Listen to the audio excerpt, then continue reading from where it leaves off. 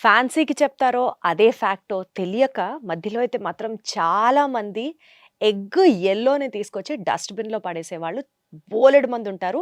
ఆ లిస్ట్‌లో ఫస్ట్ లైన్‌లో, ఫ్రంట్ లైన్‌లో ఫస్ట్ పర్సన్ నేను కూడా. బికాజ్ యెల్లో తింటే లావైపోతాం. ఓకే. సో, యెల్లో తినడం హెల్తీయా? అన్‌హెల్తీయా? ఓన్లీ వైట్ తిని యెల్లోలు పాడేయాలా?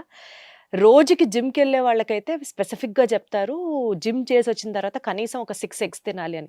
ఈచ్ ఎగ్ కంటైన్స్ రఫ్‌లీ మీడియం సైజ్ ఎగ్ గురించి మాట్లాడదాం. ఒక 4-5 గ్రామ్స్ ప్రోటీన్ కావాలి అని అనుకుంటే, అందులో ఉన్న కొలెస్ట్రాల్ కంటెంట్ ఎంత యెల్లోలో? ఆ కొలెస్ట్రాల్ గుడ్ కొలెస్ట్రాలా? బ్యాడ్ కొలెస్ట్రాలా? అది తినడం వల్ల హార్ట్ ప్రాబ్లమ్స్ రిస్క్ ఎక్కువొస్తాయా?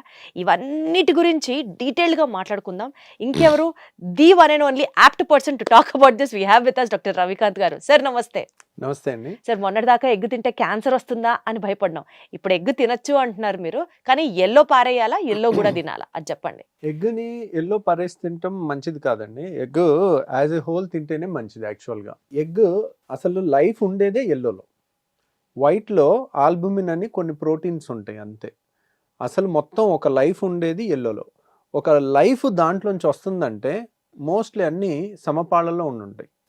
సో, మీరు రైస్ ఒక ముద్దలోంచి జీవం రాదు.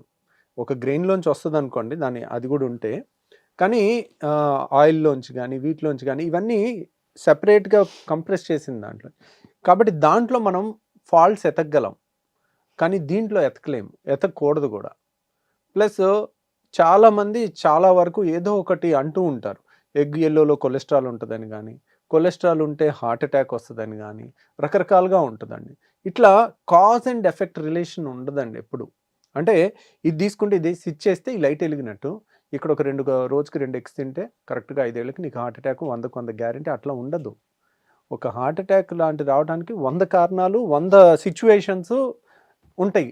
దాన్ని ఒక్క ఎగ్ యెల్లోతో లింకప్ చేయలేము.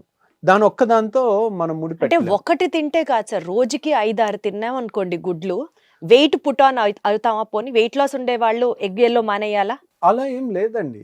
యాక్చువల్‌గా ఎగ్ తింటేనే వెయిట్ లాస్ అవుతారు. Oh my god! ఆ! అంటే ఎగ్ తింటే అంటే you are talking about whole egg. Whole egg. Egg మొత్తం తింటే మనకి సెటిటీ బాగా వస్తుంది. ఇప్పుడు ప్రోటీన్ కంటెంట్ ఎక్కువ ఉన్నది తీసుకుంటే మనకి ఆకలి అనేది తొందరగా తీరుద్ది.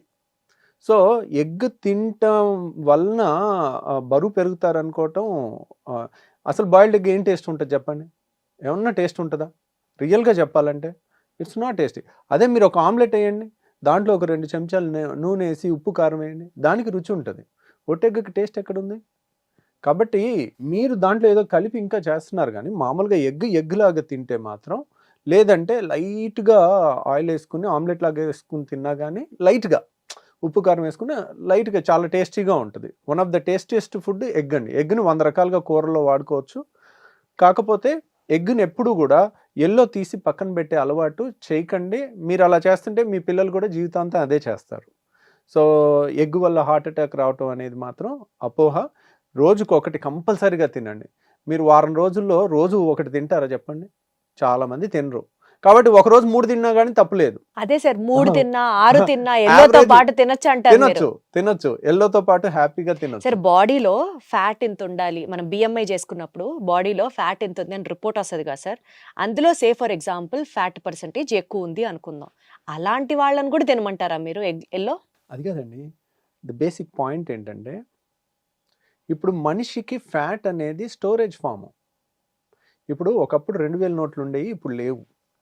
ఇప్పుడు ఎవరి దగ్గరన్నా డబ్బులు ఎక్కువ ఉన్నాయనుకోండి, రూ. 100 కట్టలు దాచిపెట్టుకుంటారా? 2000 నోట్లు ఉంటే 2000 నోట్లు దాచిపెట్టుకుంటారు. అవునా? అవును. హైయెస్ట్ డినామినేషన్ అదే ఉండేది అదే కాబట్టి. ఉంటుంది కాబట్టి. సో, ఇక్కడ ఫ్యాట్ అనేది రూ. 2000 నోటు. ఓకే. మనకి మన బాడీలో స్వీట్ తిన్నాం అనుకోండి, స్వీట్ స్టోరేజ్ ఫామ్ లేదు. మనకి 100 గ్రాముల గ్లూకోజ్ మించి రాదు. అంటే మన బాడీలో గ్లైకోజన్ 100 గ్రాములే స్టోరేజ్ ఉంటుంది. గ్లూకోజ్ గ్లైకోజన్ కింద మారుద్ది. ఇప్పుడు అంతెందుకు వరి మొక్క ఉంది, గోధుమ మొక్క ఉంది. దానికి కావాల్సిన ఎనర్జీని అంతా అది ఏ విధంగా దాచిపెట్టుకుంది? కార్బోహైడ్రేట్ రూపంలో దాచిపెట్టుకుంది. అంటే గింజలో 90% కార్బోహైడ్రేట్. ఏది మన రైస్లో అయితే వరి గింజలో 90% కార్బోహైడ్రేట్ ఉంటుంది. ఏది ఆ బియ్యం గింజలో. అదే మన గోధుమలో అయితే 80% పైన కార్బోహైడ్రేట్ ఉంటుంది. ఇప్పుడు మన బాడీలో డిజైన్ చూడండి ఎంత అద్భుతంగా ఉందో.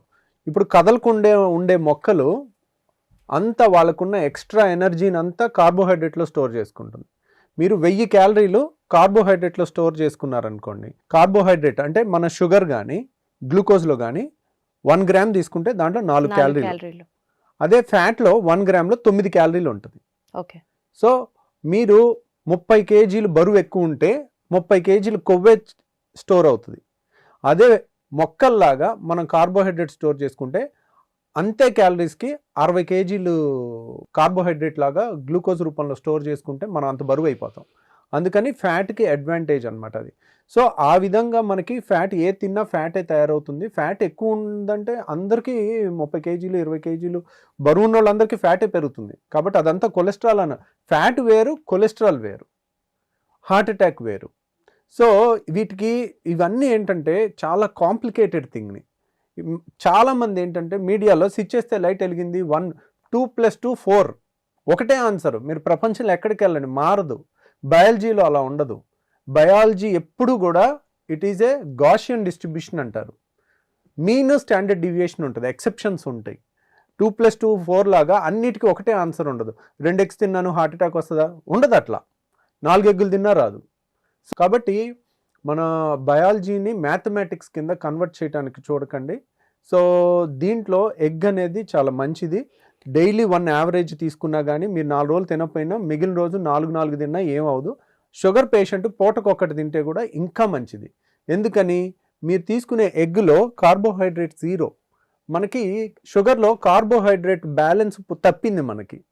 సో మనకి ఇన్సులిన్ కార్బోహైడ్రేట్ని సరిగ్గా అప్టేక్ అవ్వకపోవడం వల్ల, ఇన్సులిన్ లోపం ఉండటం వల్ల మీరు ఆల్టర్నేట్ తీసుకుంటే బాగా వెళ్ళిపోతుంది.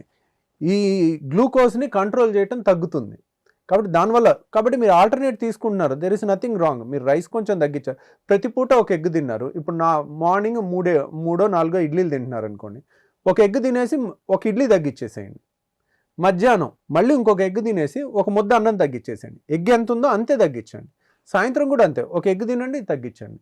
షుగర్ పేషెంట్స్కి అయితే పూటకు ఒక ఎగ్ అనేది చాలా మంచిది. దానివల్ల కొలెస్ట్రాల్ పెరిగి హార్ట్ అటాక్ వచ్చేదానికన్నా షుగర్ కంట్రోల్ లేకపోవడం వల్ల హార్ట్ అటాక్ వచ్చేది ఎక్కువ ఉంటుంది. Got it sir. సార్ మీరు చెప్పేది చాలా క్లియర్గా అర్థమవుతుంది. బట్ అన్న కామన్ హ్యూమన్ పర్సెప్షన్ అడుగుతున్నాను నేను ఈ క్వశ్చన్. ఇప్పుడు మీరు చెప్పినట్లుగా బాడీలో ప్రతిదీ కొవ్వు కిందకే మారుతుంది, that is how we are formed అని చెప్తున్నారు కదా. ఈ నేపథ్యంలో మనం తెలిసి కొలెస్ట్రాల్ రూపంలో ఉన్నటువంటి ఆ ఎగ్ని తీసుకోవడం వల్ల అడిషనల్ కొలెస్ట్రాల్ అవ్వదా సార్ బాడీలో? అవ్వదండి. ఎందుకు అవ్వదంటే, మనం ఎగ్గులో మీరు ఎగ్ సపోజ్ 60 గ్రాములో 50 గ్రాములో ఉందనుకోండి, దాంట్లో 75% 70% వాటరే ఉండేది.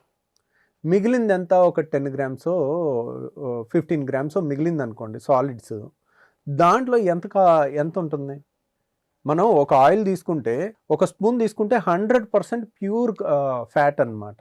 దీంట్లో మీరు మొత్తం తీసుకుంటే, ఒక మనిషి ఉన్నాడు అనుకోండి, మన బాడీలో మనం 70 కేజీలు ఉన్నాం అనుకోండి, దాంట్లో 60% వాటరే, డ్రై వెయిట్ చాలా తక్కువ.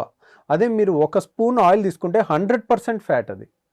అదే ఒక ఎగ్ తీసుకుంటే అది కూడా మన బాడీ కాంపోజిషనే, 65% వాటరే. మిగిలిన దాని గురించి మనం చిన్న మైక్రో డిసెక్షన్స్ చేస్తున్నాం. ఓవరాల్ లాజికల్గా చూసుకుంటే మనకి అది వెరీ సేఫ్. దాంట్లో ఉండే ఆ కొంచెం కొలెస్ట్రాల్ వల్ల వచ్చేది, అది కొలెస్ట్రాల్ ఒక్కటే కారణం కాదు హార్ట్ అటాక్కి. హార్ట్ అటాక్కి 8 కారణాలు ఉన్నాయి. ఆ 8 కలిసి కరెక్ట్ రూపంలో వస్తేనే వస్తుంది, కానీ ఒక్క కొలెస్ట్రాల్నే బ్లేమ్ చేయకూడదు. పోనీ మనం ఎల్డిఎల్ కొలెస్ట్రాల్ చూసుకుంటాము, ఎల్డిఎల్ 100 దాటింది అనుకోండి, అప్పుడు కూడా ఎగ్ తగ్గించడం ఫస్ట్ ప్రయారిటీ కాదు, ఎగ్ ఎల్లో ఆపటం ఫస్ట్ ప్రయారిటీ కాదు. వాకింగ్ చేయటము, మిగిలిన 8 రిస్క్ ఫ్యాక్టర్స్ని తగ్గించుకోవటము ముఖ్యం. Got it sir. సో మొత్తానికి ఎగ్ తినడం సేఫే విత్ ఎల్లో అని అయితే అర్థమవుతుంది. కానీ ఈ వీడియోలో మీరు కనుక గమనిస్తే కొలెస్ట్రాల్ ప్రస్తావన చాలా ఎక్కువగా వచ్చిన నేపథ్యంలో ఈ కొలెస్ట్రాల్కి సంబంధించి కూడా చాలా మందికి చాలా డౌట్స్ ఉన్నాయి. అండ్ మనం కూడా డీటెయిల్డ్గా మాట్లాడుకుందాం. ఈ మధ్య కాలంలో కొవ్వు ఎక్కువ అయిపోయింది అన్న మాట ఎక్కువ వింటున్నాం కాబట్టి let's talk about it in a detailed way in another episode. Thank you so much sir. Thank you అండి.